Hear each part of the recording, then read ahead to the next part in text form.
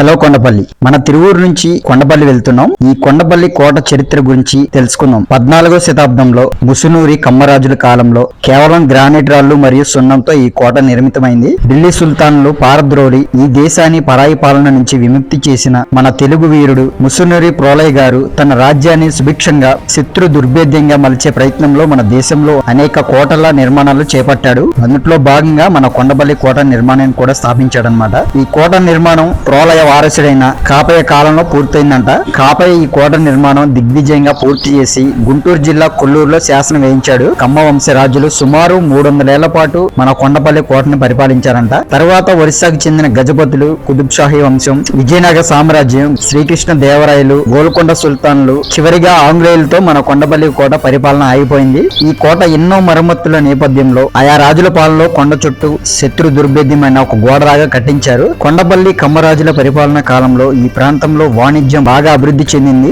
ఈ ప్రాంతపు ప్రపంచ ప్రఖ్యాతి గాంచిన కొండపల్లి బొమ్మలకు పుట్టినిల్లు. మొదట్లో ఈ కోటను వ్యాపార కేంద్రంగా ఉపయోగించారు. కానీ 1766వ సంవత్సరంలో బ్రిటిష్ వారి కోటని స్వాధీనం చేసుకున్న తరువాత దీనిని సైనిక శిక్షణ స్థావరంగా మార్చారు. ఇది కొండపల్లి కోటకు ఉన్న చరిత్ర.